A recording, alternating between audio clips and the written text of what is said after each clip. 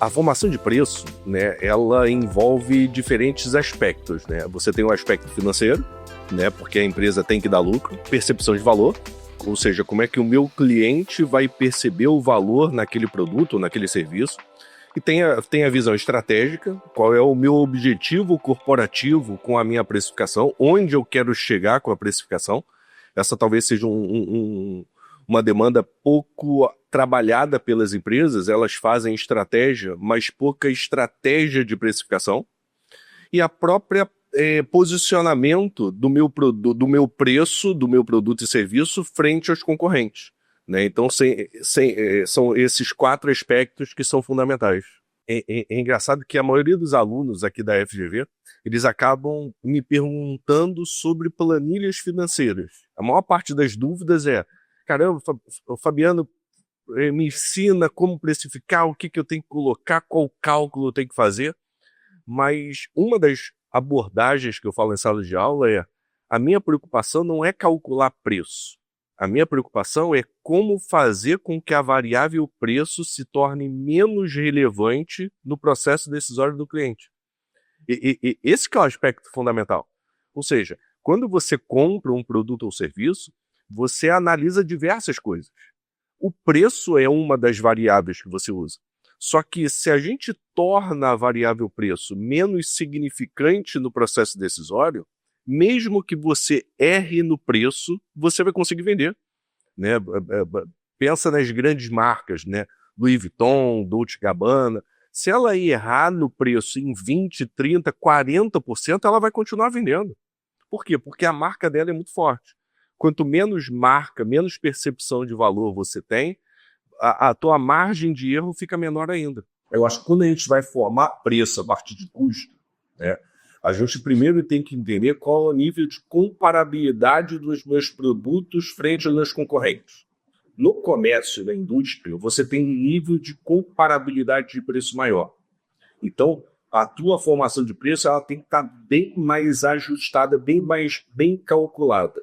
Né? Então, e talvez a maior dificuldade nesse momento é você separar quais são os custos ou despesas que são necessários no processo produtivo e quais são os custos e despesas que não são necessários no processo produtivo, ou seja, é uma ineficiência da empresa. Né?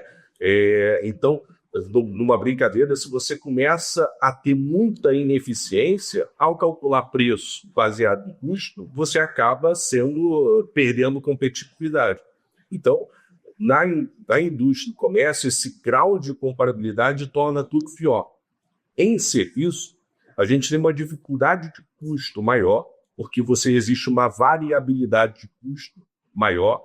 Né? Em compensação, como o nível de comparabilidade acaba ficando menor, acaba que na formação de preço se torna mais fácil, vamos dizer assim. Né? No cálculo do preço baseado em custo fica mais fácil.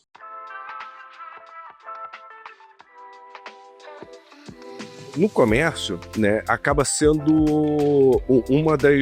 um dos segmentos que tem menor complexidade no cálculo do custo, porque você não tem que transformar uma matéria-prima no produto final. Então, o produto que você compra é o produto que você vai vender, né?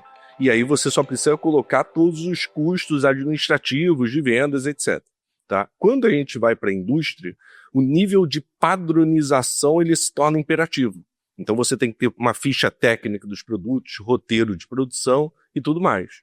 Só que é o que eu falei, qual é o grande problema de comércio e indústria? O nível de comparabilidade. Então o produto tende a se tornar mais comoditizado, tá? Ou seja, ele acaba se tornando mais commodity. E aí, quando ele se torna mais commodity, ou você tem que investir numa diferenciação a partir de marca, atendimento, prazo, entrega, etc. Tá? Ou você tem que trabalhar bastante ganho de escala para você ter um ganho maior, uma rentabilidade maior. Quando a gente vai para a empresa de serviço, apesar da mão de obra ser o maior peso, a gente tem que pensar que existe essa variabilidade de custo. Ou seja, o que significa isso? Significa que existe uma distância maior entre o que você pode gastar e o que você gasta. Por quê? Porque existem riscos relacionados a isso. Então tenta imaginar quanto tempo um médico leva para fazer uma operação. Existe uma variabilidade. Ele pode fazer, de repente, uma operação em 1 hora, mas ele pode fazer 1 hora e meia. Quanto, por exemplo, quanto tempo leva para uma mulher fazer um parto, né? Ela pode ficar 4 horas esperando ou ela pode ficar 7 horas. Então, o teu preço tem que contemplar esses riscos envolvidos dessa variabilidade de custo. Tá? Esse que acaba sendo a dificuldade.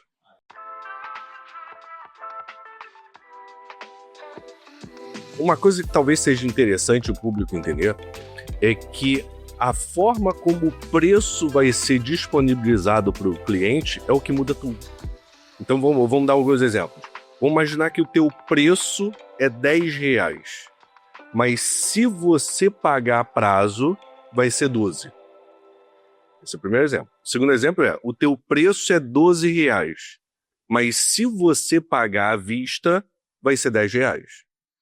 Pela lógica racional, os dois exemplos que eu te dei são iguais.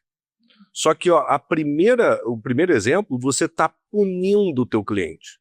O teu preço é 10, mas se você pagar a prazo, eu vou te cobrar mais caro. O segundo é, eu estou bonificando o meu cliente. O meu preço é 12, se você pagar à vista, eu te dou um desconto. Então, só a forma como você disponibiliza para o teu cliente já muda tudo. Um outro exemplo. Vamos imaginar que no final de semana vocês queiram ir no cinema.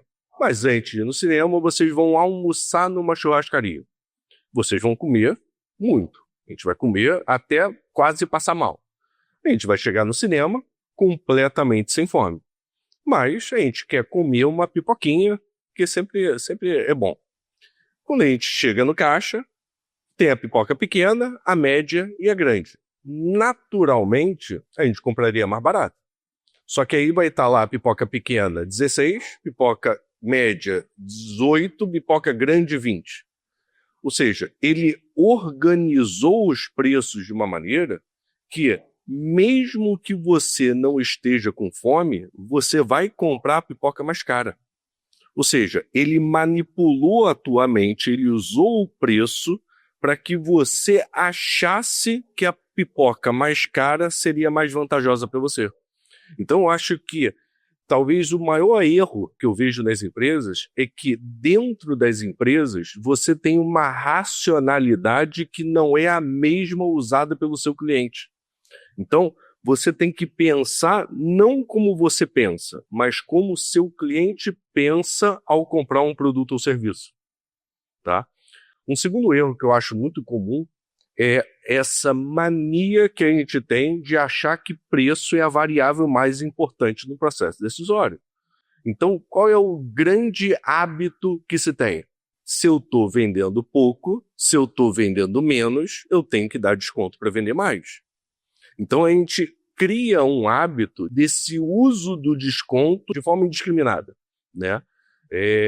Então, um exemplo típico, às vezes a gente chega numa farmácia, e aí a gente dá o nosso CPF, só de dar o CPF, às vezes o cara, não, então você tem 10% de desconto. Cara, eu não pedi nada, né? A gente cria o hábito de desconto, quando na verdade a gente deveria criar o hábito dessa percepção de valor que a gente vai vender para o nosso cliente.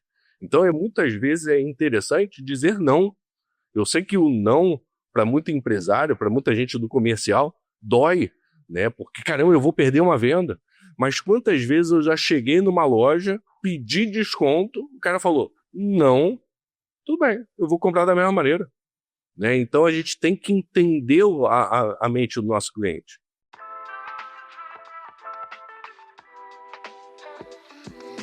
Eu acho que existem duas vertentes dessa tua pergunta. Eu acho que uma das vertentes é que o nosso cliente, os clientes como um todo, eles estão buscando mais essas informações, mas muitas vezes eles não sabem quais informações eles devem confiar ou não. Então, um exemplo que eu gosto muito de dar, teve uma grande marca de enxaguante bucal, que ela, quando entrou no Brasil, ela tinha um teor de álcool maior do que o dos concorrentes. Só que nós não temos conhecimento odontológico. Na época, todos os dentistas não recomendavam essa marca. Por quê? Porque ela tinha uma concentração de álcool alta. Só que o meu cliente não tem conhecimento odontológico. Então, quando ele usava o meu enxaguante bucal com uma concentração de álcool, aquilo ardia de uma maneira que ele falava, nossa, está funcionando mais do que os outros, né? Então, o nosso cliente ele busca informação. Só que muitas vezes essa informação ela não é inteiramente verdadeira sobre o aspecto racional do produto. Então a gente tem que entender isso. Agora tem um outro ponto, que talvez seja importante, é o que a gente chama de fair price, ou seja, preço justo. A nossa sociedade ela está num nível em que as empresas têm que se preocupar até que ponto o teu cliente vai entender uma mudança de preço como justa ou como injusta. Ou seja, as empresas elas têm que entender gatilhos que permitem você aumentar o teu preço. Então, exemplo, se você é uma churrascaria e o preço da carne aumenta, o teu cliente entende como justo você aumentar o preço do seu rodízio. Só que se a carne aumentar 8%, 9%, aumenta o preço do seu rodízio em 10%, 11%. Mas por quê? Para ter um lucro maior?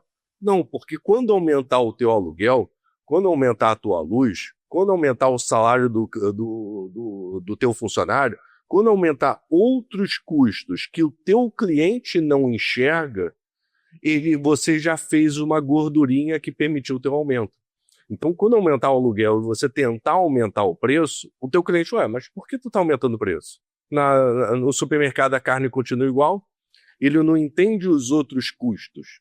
Então, é importante a empresa entender esses gatilhos para saber qual é o momento, será que em qual época do ano, em qual época do mês, em qual época da semana eu posso aumentar o preço sem que o meu cliente entenda como injusto. Essa é uma dificuldade, e não gera desconforto.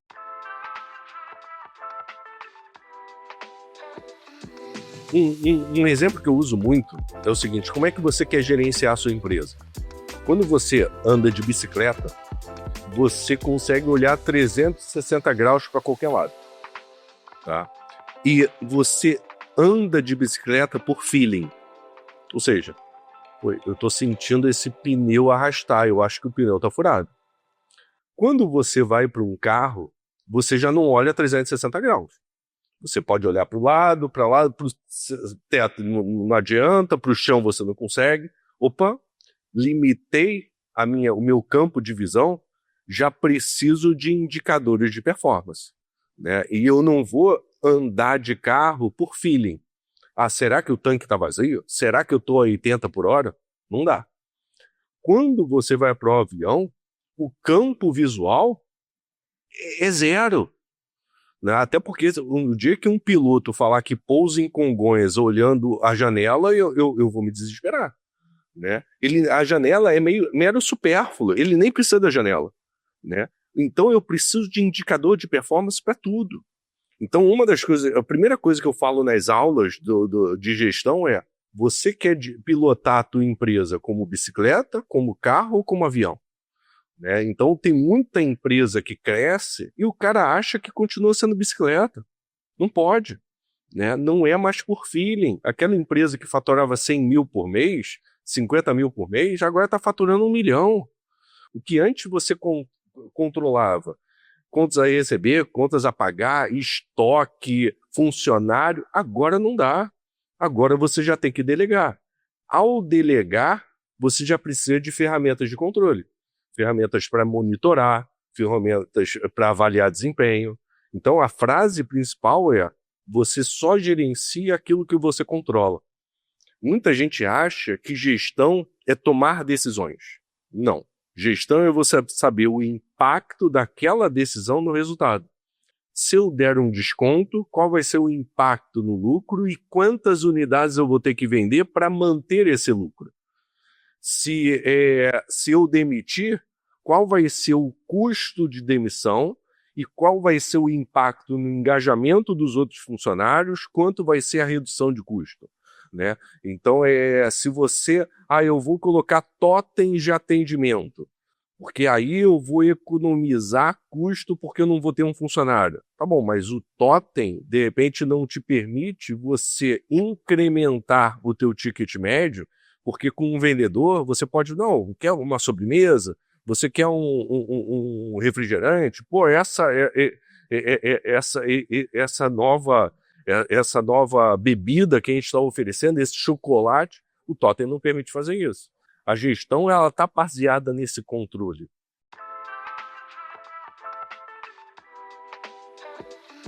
Bom, primeira coisa é a falta de controle, né? A falta de controle ela acaba sucumbindo qualquer tipo de decisão, principalmente que as empresas elas têm duas decisões distintas, uma que impacta o lucro e outra que impacta o caixa.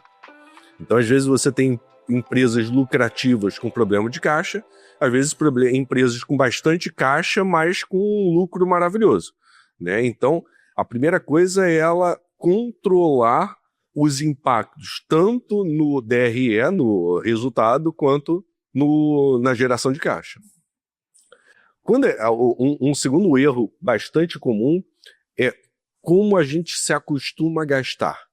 Como a gente gasta e não revê constantemente se aquele gasto que um dia foi necessário, se ele continua sendo necessário. Uma vez eu dei consultoria numa empresa que só no RH tinham 5 sistemas daqueles planos de assinatura, que o cara faz a assinatura e renova automaticamente. As pessoas esqueceram de cancelar o plano, né? Então, você tem inúmeros gastos que vão se somando, são pequenos às vezes, né? Às vezes a gente faz uma curva ABC dos gastos e só olha o custo A. Às vezes o custo B e C estão lotados, sobrecarregados. Um terceiro ponto que eu acho bem importante é que gestão de custo não é quanto você gasta. Gestão de custo é quanto você gasta visando atingir um determinado objetivo. Então, se você quer trocar o teu carro no ano que vem, o que eu tenho que começar a economizar hoje para quando chegar no ano que vem eu tenho dinheiro para trocar o meu carro? Então, será que ao jantar fora, ao fazer uma viagem, me aproximam ou me afasta desse meu objetivo de trocar o carro ano que vem? Porque, pessoal, uma coisa interessante é que tudo é prioridade. Se você ganhar na Mega Sena da virada, você vai priorizar trocar o teu carro, trocar de apartamento ou fazer uma viagem. Se você ganhar na Mega Sena da virada, você não precisa priorizar. Você pode fazer os 3. Você só vai ter que priorizar quando você não tem dinheiro para fazer tudo o que você quer. E a partir do momento que você não tem dinheiro para fazer tudo o que você quer, o teu plano estratégico que vai te guiar para onde você pode gastar. Esse que é o fundamento de tudo. Eu acho que as empresas, quando não implementam um plano estratégico com esse conceito de orçamento, de custo, elas acabam gastando em coisas que afastam para onde ela realmente deveria ir.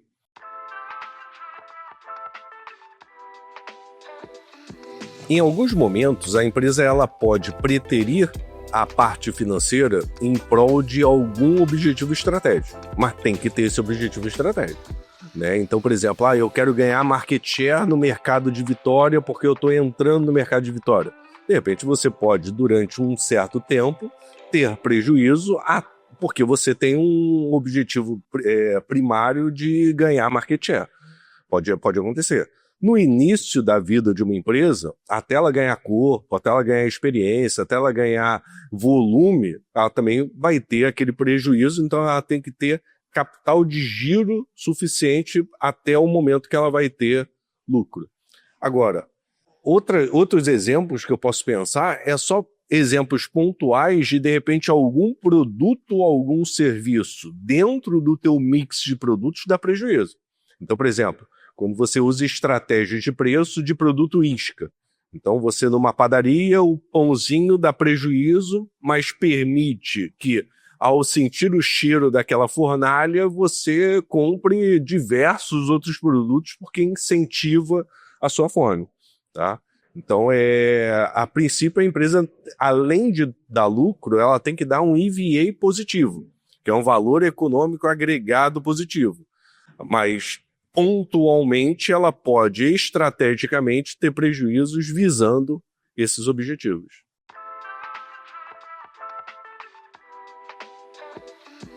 Eu acho que um dos pontos que eu acho fundamental em qualquer tipo de negócio é se criar uma cultura financeira. Tá? Qual é um dos objetivos do orçamento? Um dos objetivos do orçamento é o dono, ele quer que a empresa dê lucro, mas não é ele que gasta. O funcionário, muitas vezes, não está preocupado se a empresa dá lucro, mas é ele que gasta. Ou seja, o orçamento, ele visa o sócio, o dono, constantemente estar monitorando o funcionário, o colaborador, para ver se ele está gastando da maneira como deveria gastar.